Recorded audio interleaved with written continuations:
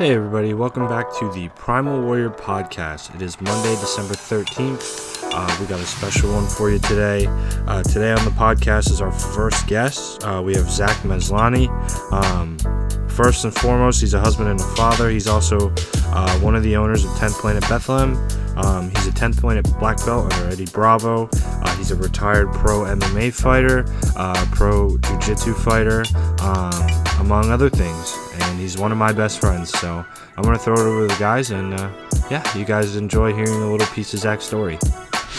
Episode 9, man, we got a very special 9. Okay, yeah, we got a very special guest in the building. Word. Zach, thank you for doing this, man. Hell I yeah. appreciate you. Thank you guys for having me on. I just spilled, as we started, I spilled water all over myself. So. Yeah, we just got done with like a nice little arm pump going.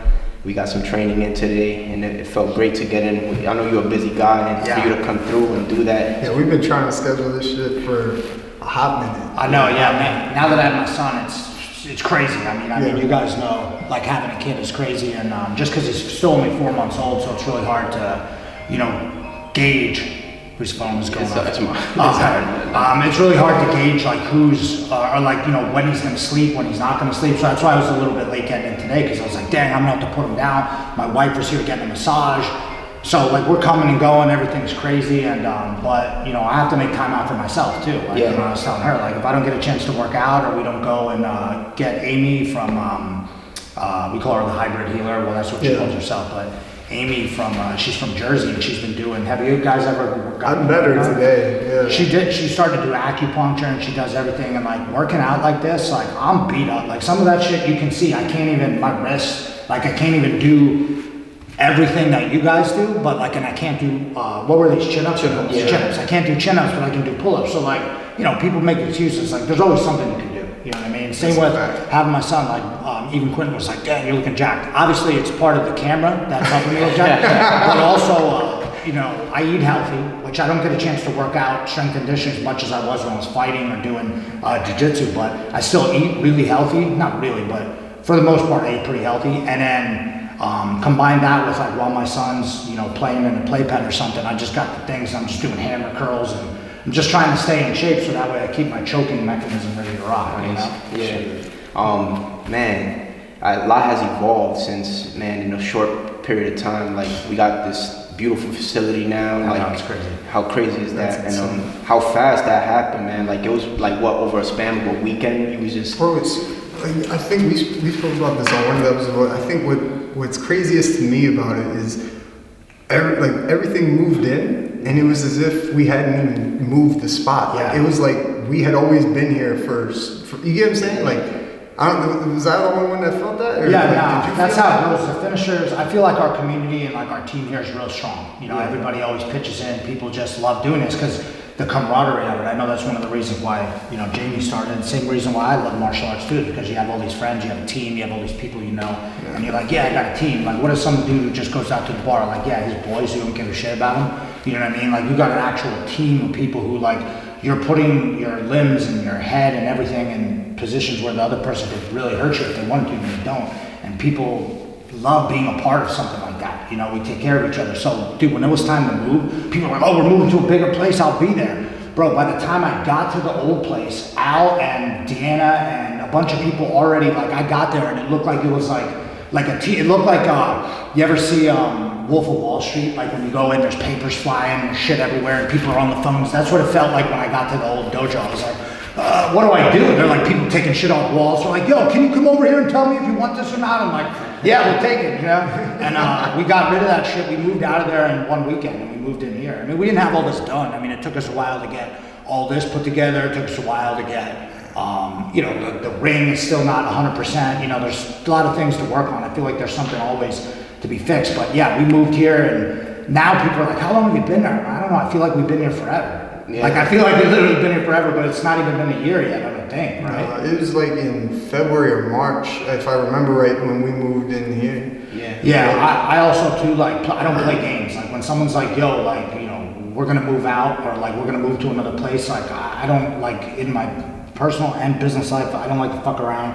When it comes to like, yo, you guys got a chance to get this place, it's almost like it's too good to be true, and I don't want to know that it's not true, so I'm going to take it now. I'm like, oh, we got the keys, we're in there tomorrow. And I don't want people to miss class or miss training, so like, we moved in a weekend. Monday, class was open for business. Like the open night was that Sunday. Right, we had open that Sunday, and then Monday night, kids were in class, and parents were like, how the hell did you guys get this together? I don't know, we got 1 million people. That's what's so awesome about like having, you know, you and JM as like instructors and leaders, is because it gave me the confidence to say like, maybe I don't have to have everything all the way figured out, but just take action and just, I think that's, my bad. No, go ahead. I think that's like one of the biggest things that I've taken away just in the last year, right? Like watching you, watching Quentin, you know, talking with Zach and all, like, you know, everybody like, hey, just fucking start. Like, you don't have to have a business plan. You don't have to have this. You don't have to have that. You just go. Like, and that's the biggest thing that a lot of people don't understand is like,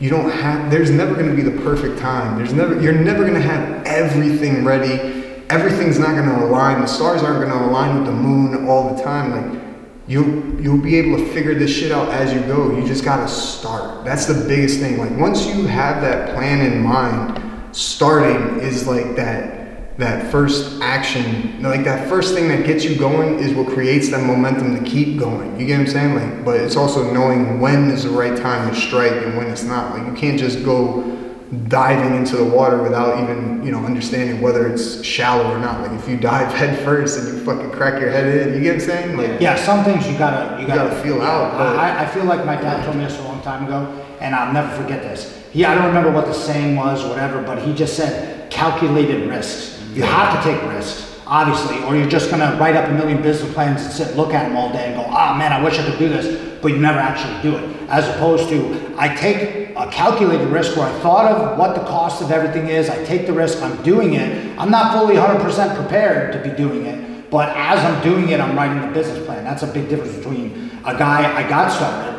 I didn't have a business plan, we did eventually, but we got started, we're doing it as I'm going, okay, as I write the business plan, now I'm realizing, oh, I have to pay taxes, oh, we need this, we need that, and then you start figuring it out. But you're right, some people will never even take the step, you know? And, or they'll write the perfect business plan and then never fucking execute. Yeah, or like this, it'll have to be perfect. So like even, I remember when, I've learned so much by just doing all these different things, but when we were opening up the old gym, when we were moving from Jimmy John's or wherever that was to the old gym before this, the second across Weiss. Yeah, a lot of people don't know, this is like our 4th move, you know? So like people have followed us through 4 moves, plus we just keep inch by inch getting bigger. But I'll never forget, the guy came in, there was like the landlord hired like a construction guy. It wasn't our guy. He was doing the construction for us, putting the wall up and like changing some things around for us and like changing some receptacles, drywalling, and the guy was taking forever. And I'm like, listen, dude, this needs to be open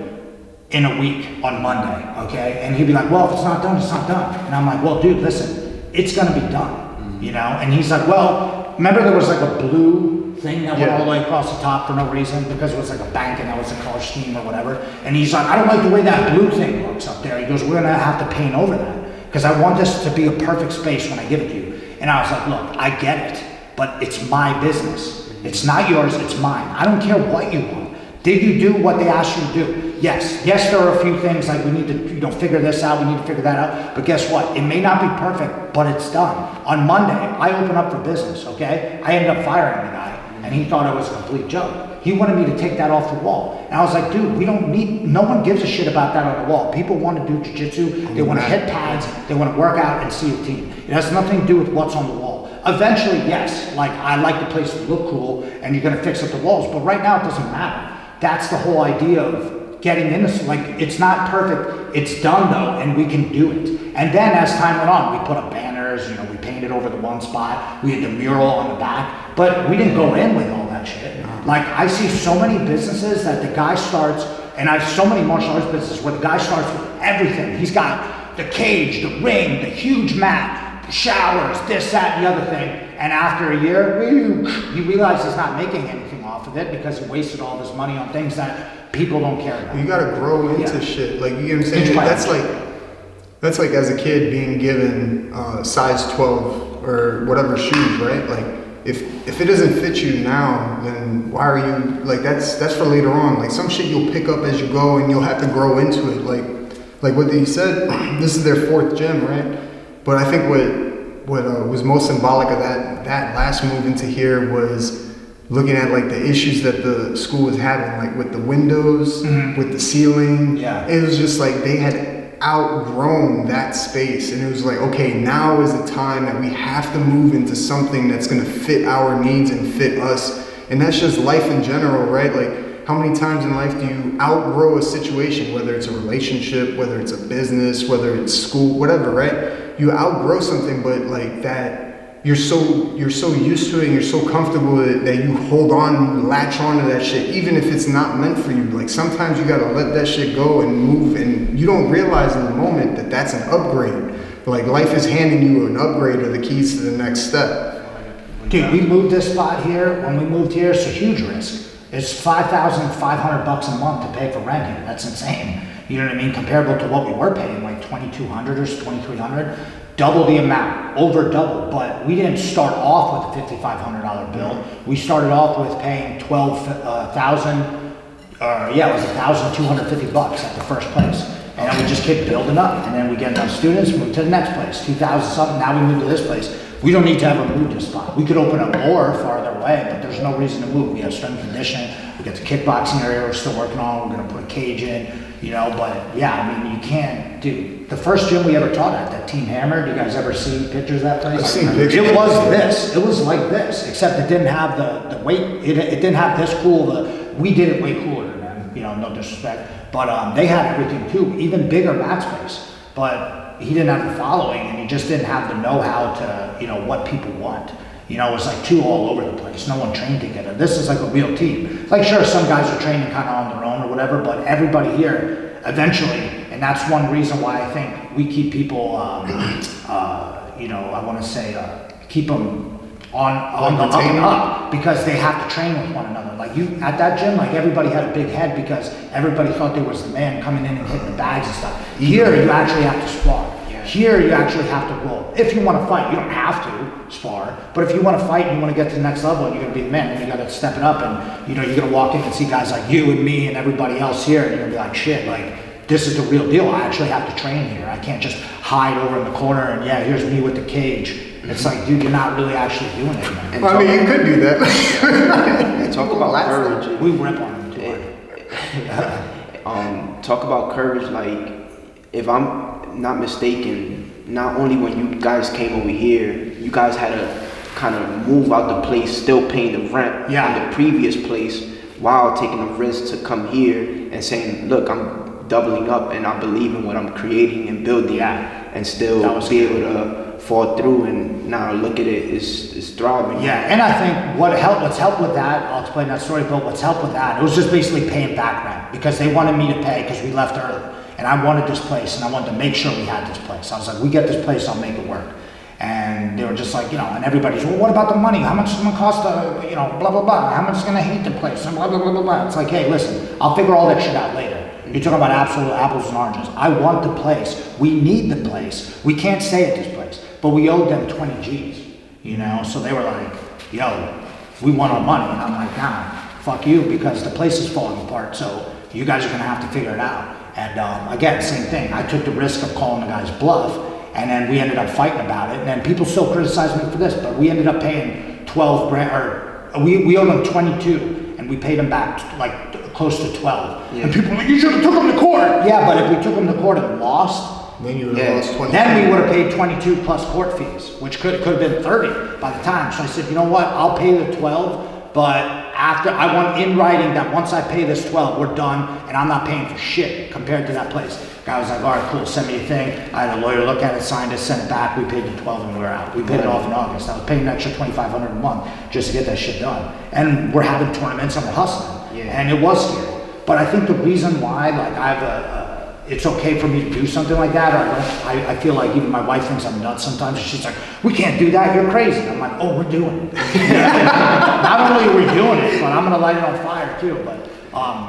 But not just yes, but fuck yes. Well, because everyone wants that. Once the thing comes up, sometimes it's and again, it's a calculated risk. I already have a certain amount of money we're making per month and a certain amount of students. I'm not just going with 5 people, we need the place, you know what I mean? Then you're making a dumb decision. We know we needed it. But when I first started the business, I believed in it so much that I thought it would work, and I thought me and JM could do it our own way with our own style and whatever. I was going through a bad relationship breakup, lost my house, car, moved into my boy's place, was living in his basement, unfinished, mattress on the ground on a piece of carpet, all my shit was wherever. And then when we were about to open up the gym, and a friend of ours gave us some money to like 10 grand or 15 grand just to get into the place and pay the first 6 months. So it's like, here's the place, here's 6 months, here's the mats, good luck. No wall pads or nothing. Just like, hey, have fun. You got the mats and the spot for 6 months. Make this shit work. And I moved to the gym because I was like, I can't pay my regular bills. I can't, how am I going to do it with a job? I need to put 100% into this every day. And when people are like, yeah, I put 100% into it. And then I look at it and I'm like, okay, well, what are you doing with this? And they're like, well, I'm not doing that. I'm like, all right, well, strike one. You know what I mean? I used to stay up till like 2 a.m. on the computer looking shit up. Like, can we put up flyers in Easton? Can we do this? Can we go to a parade? Can we do whatever? Because I had to make it work.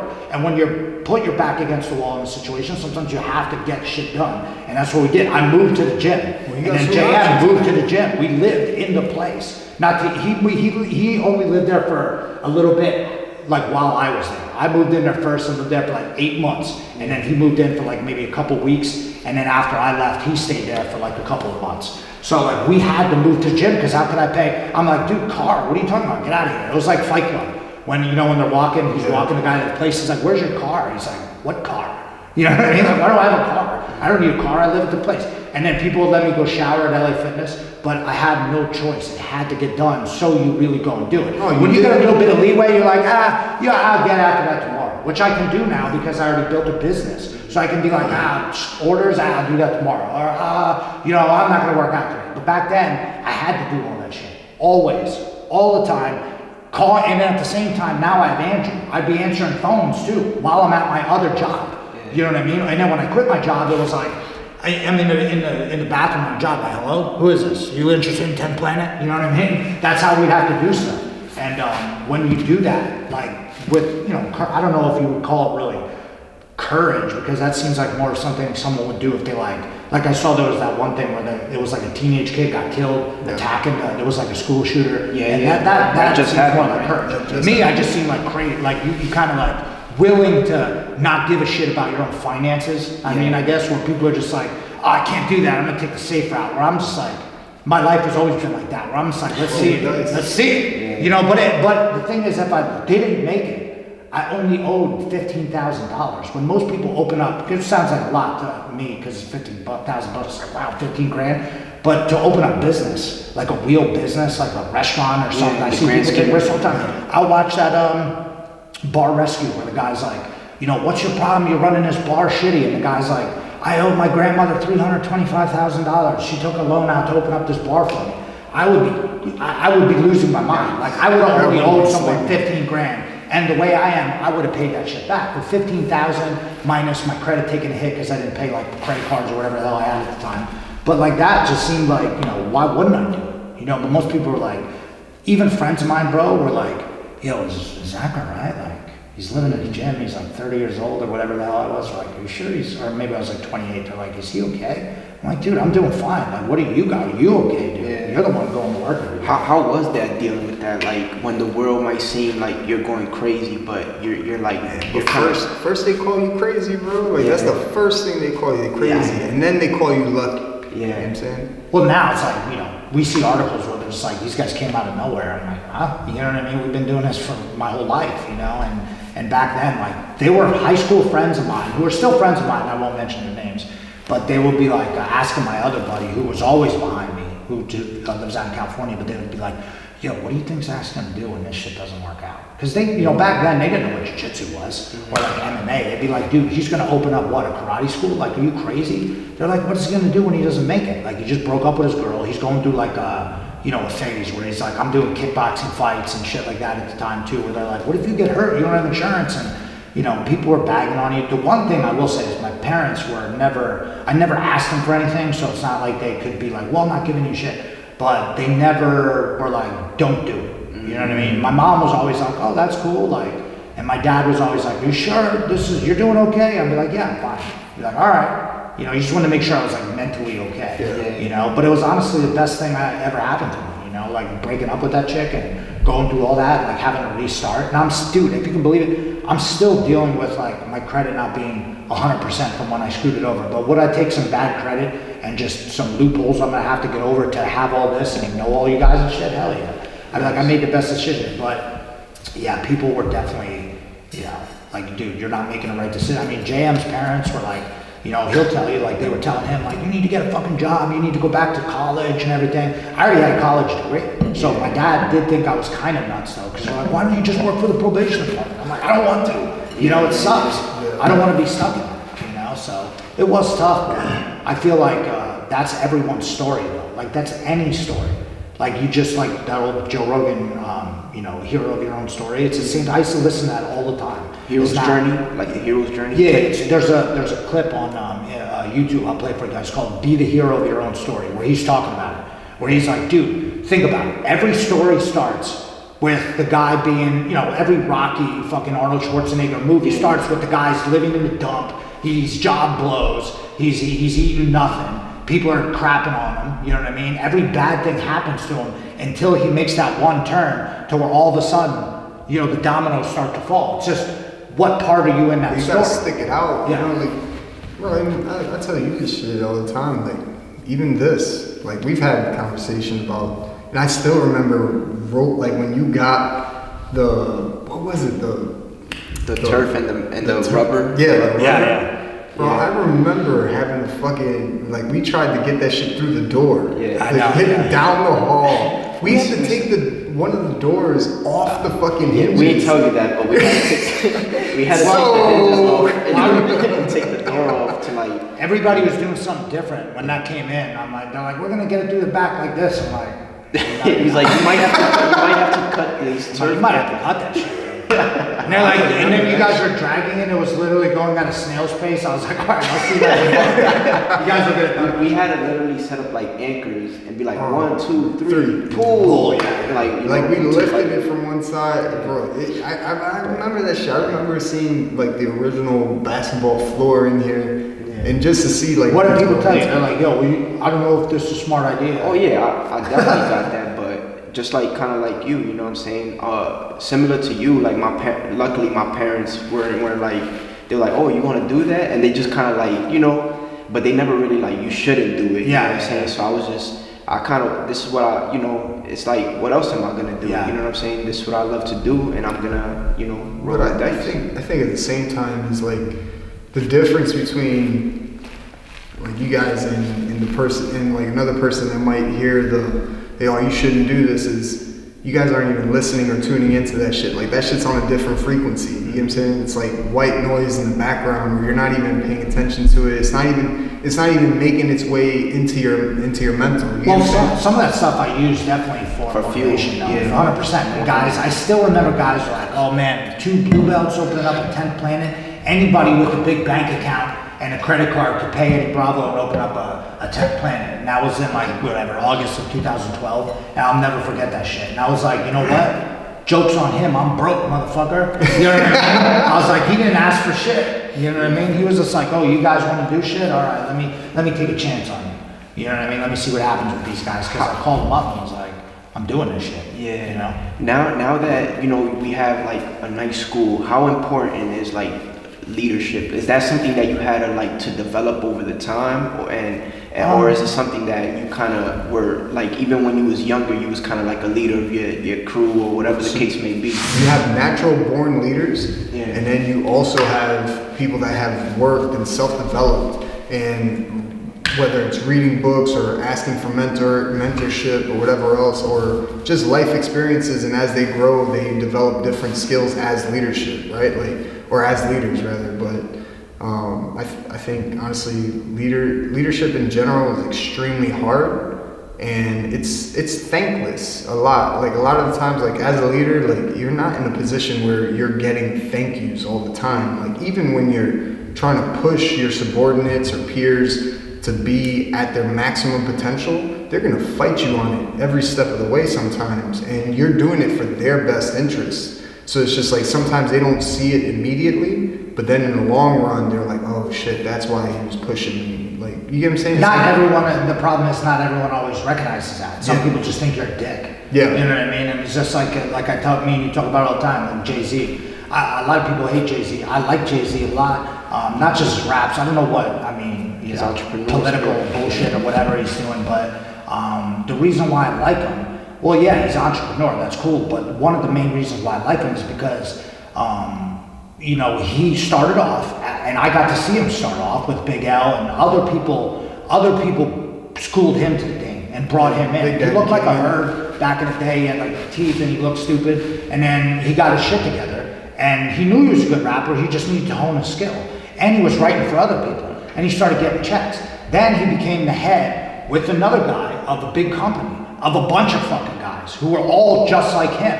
And he's like, hey, I'm gonna do to you what guys did to me. But when I do that, then you become me, I become the next, and we just keep going. And eventually I just retire and I'm gone. You don't even have to worry about me and everybody else runs. He's like passing alley oops. That's what I'm trying to do. That's what I'm trying to do. I'm trying to just be like, here you go. But it's hard to do with a lot of people because people resist you. They want to fight you on it. They want to, oh man, like, you know, we should do it this way or we should do it that way. And I'm just like, listen, I've been doing this forever, okay? I'm not telling you to do it. I'm saying this is the best way. But if you do it wrong, not only are you going to piss me off, right? But then it's going to not benefit you. You know, I think probably, I think leaders, you know, people can figure out how to become a leader, and you can read all the books and stuff, which I do. Like Jamie's recommended a bunch of good books for me, the Jocko Willink one and stuff. But a lot of it comes down to, you could know what to do, but you actually have to, just like the other stuff, do it. There'll be guys who'll be like, oh man, I fucked it, you know, I'm gonna beat this guy, and I'll whoop this dude's ass if he ever said anything. You know, these guys are big into confrontation, you know, not just for fighting,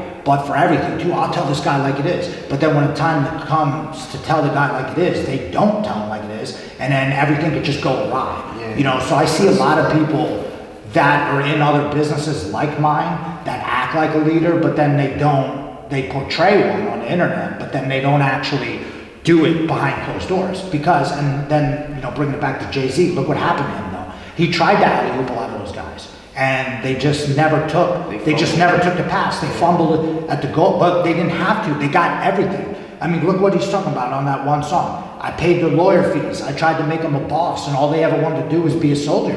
It's like, I told you, okay, if you want to do that, fine, but why do you want to work like that? I'm trying to get you to own one of these. Yes, sir. So I can own a bunch of them, and then I'm a partner with you. You're the owner, but I'm a silent partner because I helped you get into the game. You'd be surprised how many people I try to do that with, and everybody is resistant. And then guys go and do it their own way, and then they fail.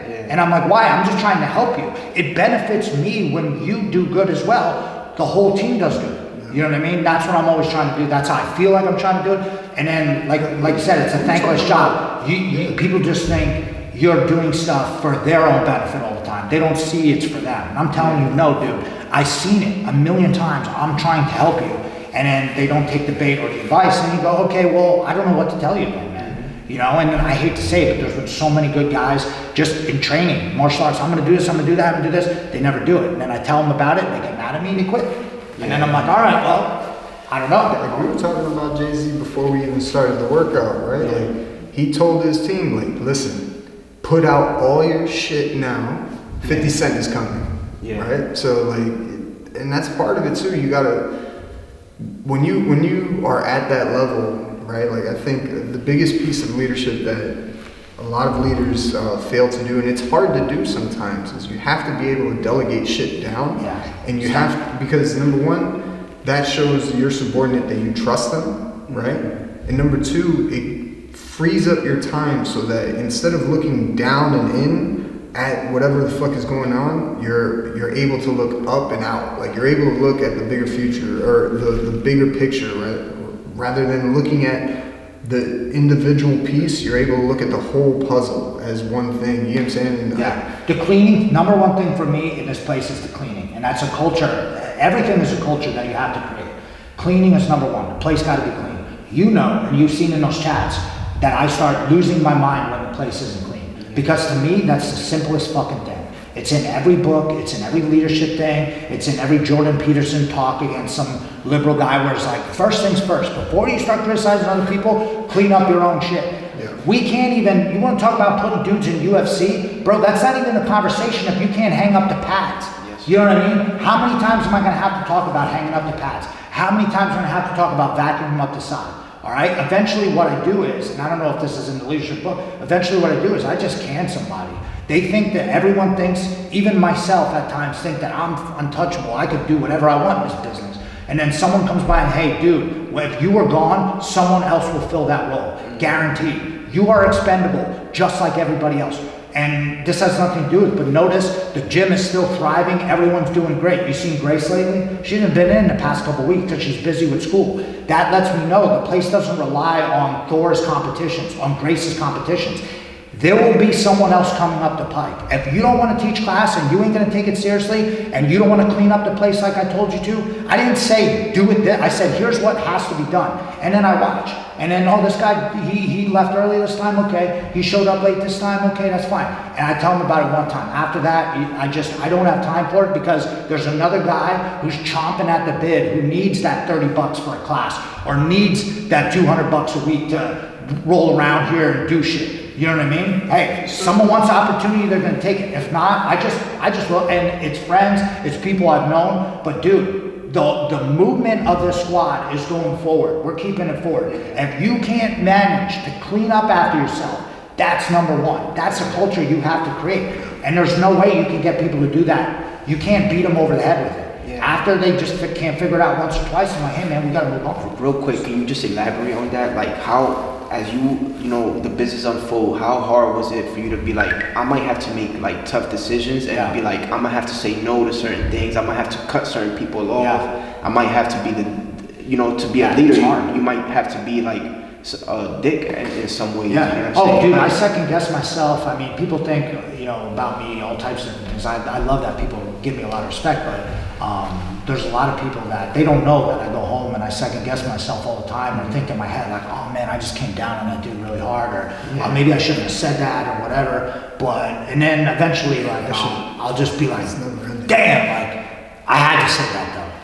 I'm like, I had to say that because if not, I'm gonna let someone walk into something they're either A, not prepared for, B, is gonna hurt everyone. And that's one thing I'm big on too, is I gotta make sure if one person's doing something, it's not one person. This place is like a whole family. If you can't figure it out, then I gotta bounce you. Dude, I've kicked a lot of people out. I've had to do that a bunch of times. So where I've had to be like, dude, listen, man, I love you, bro, but you can't fucking train here anymore. All right, you're making this place bad for everybody. You're making this a big problem. Or where I've had to call up, dude. I mean, some of the best people I've had to have talks with in the past. People have had, believe me, people have had talks with me many times, like, yo, Zach, you're doing something stupid, or Eddie Bravo had to check me back in the day, like, hey, yo, no fights with people for no reason. What are you doing? I'm like, oh yeah, he's right. And then I want to see if people realize, but I've had to be like, yo, man, what are you? I would have to sit down and be like, do you think that I have something against you, or do you think that I'm trying to make this against you? I want what's best for everyone here, including you. So if I'm telling this guy something, don't undermine me to someone else, because that shit happens too. And they're like, oh man, I didn't even think about it that way. And that's usually what it is. Once you confront someone about it, because people don't like confrontation. 99% of people don't. And I don't either. But when I look you in the eye and say, bro, what are you doing, dude? And then you're like, I don't even know. And you're like, oh, well, me neither. Then what the hell are we fighting about? Listen, here's what needs to go down in the future. Let's do it. All right, good. Let's do it. Boom. And then you're moving on, and that's it. But so many times I've seen people lose relationships or things get compoundedly messed up because someone didn't just... Honestly, a lot of that just comes down to communication. So you got communication is so fucking... it's not easy, right? So especially with leadership, right? It's having the uncomfortable conversations of where you see somebody that you really fuck with, that they're your friend, they're your buddy, or you're cool with them, or even if you're their boss or their supervisor or whatever else, and you're really cool with them, but you see them kind of fucking up. It's sitting down with them and being like, listen, man, I love you, but you're fucking up. Yeah. I need you to do this. I need you to do that. Or being able to have that conversation with them and saying hey, look, maybe I didn't explain this clearly to you. Maybe, I probably didn't explain this clearly to you. Maybe I miscommunicated. But let's make sure we're on the same page right now. This is exactly what I need done. You give them the left and right limits and say, hey, you can't do this, you can't do that. You have to kind of get it done in this general area. Go. Right? Like, not everybody's going to do it either. Some people are just going to fight. Like, that's the hardest piece, though. Like, you got to know when to step in and say, like, hey, no, you're done. Or when you give them a bigger piece of the pie to own, because sometimes when they get that extra piece of responsibility on top of what they're supposed to do, they're like, oh, this is why he was fucking telling me this. Mm-hmm. And then when they have that higher level of understanding, they're like, damn, he was fucking right. I get what he was saying now. So like, if a guy's like not coming in to work on time, make that person be in charge of everybody being on time. And now they're like, oh, that's why he's fucking me up, like, about being on time, because this shit don't run right if this, you get what I'm saying? Yeah. Well, so like, a lot of times I've had to say, like, Jimbo and Andrew are like my two main employees. Yeah. They run the school, keep it clean, and then also sign people up. So I've had to tell them many times, like, yo, I'm sick of yelling at these other guys because they're not listening to me because they don't see me. But you guys see them. So now you need to tell them that they need to figure it the hell out. You know what? And they're like, and then all of a sudden I'll see Jimbo being like, yo, someone left the heat on again. Now he's all bad. You know what I mean? And I'm like, hey, that's cool. Then I don't even have to say anything. But then I got Joel and Mike getting on the students. Like, dude, it's all trickled down, man. Yeah. I'm going to tell you, this is when I walk in that place, there shouldn't be a pad on the floor. There's no reason. Why would a pad be on the floor? I don't understand. So whoever left didn't clean it up. It's not the student's job to do it. But if you're the instructor, you tell them to do it. You know, and then I got Andrew going like, hey, make sure those pads are on the wall. Then Joel's going like, hey, make sure those pads are on the wall. Then it's a culture of people saying, yo, put the pads on the wall. Not just me coming in, put the pads on the wall, you jerks. And they're just like, hey, what the hell's his problem? It's like, dude, I'm telling you this for a reason. You might not get it, just do it. It's like your old man, like my dad used to tell me shit that I never believed until I got older. And I was like, damn it. You know what I mean? Even if I listen to him, still like the same shit. Like, he'll tell you like, dude, this, and this. And you're like, don't do it. And then now I hear myself saying it to people. You know what I mean? Yeah. Also, man, it's been a wonderful conversation, Zach. I like to let you know, man, because usually people wait until like, you know, it's like R.I.P. to they're dead. Yeah, to tell people like what they need to us. Yeah, so like, I just want to give you your flowers, man. Like, I appreciate everything you've done for me personally, for Jaime, for the school, being that leader. You know what I'm saying? You guys believe in it. It's not, you know, something that I have to convince you guys to do. And that's why it's easy in my position to be this kind of leader, is because I got guys coming, yo, I want to do it. Yo, I want to do it. All right, let me see if you do it. And then you actually do it. They're like, all right, cool. This he's just like me. You know what I mean? Just at a different stage in his whatever journey. You know what I mean? 1000%. So yeah, thank you guys. We conclude this. Yeah, let's keep doing. We're gonna do down the line. We can definitely do another one, part 2. You know what I'm saying? Yeah, you guys do one every week, dude. I'm here. Especially my son gets older, I have him running around over there. Sounds good, man. But yeah, that concludes this episode. Thank you guys for tuning in. Catch you next week. Peace. Primal Boys out. Boom. God, hell yeah. Thank you guys. Thank you. That was episode 9 of the Primal Warrior podcast. Thank you to everybody, as always, for tuning in. Thank you to Zach for coming by and being our guest today. Thank you to Planet Bethlehem, Zach and JM, everybody that makes this podcast possible. And thank you guys for listening. This was our longest episode yet. And if you guys like the longer form episodes, feel free to message us on Instagram. Let us know what you guys think. And go on our latest posts and comment who you think our next guest should be. Until next week.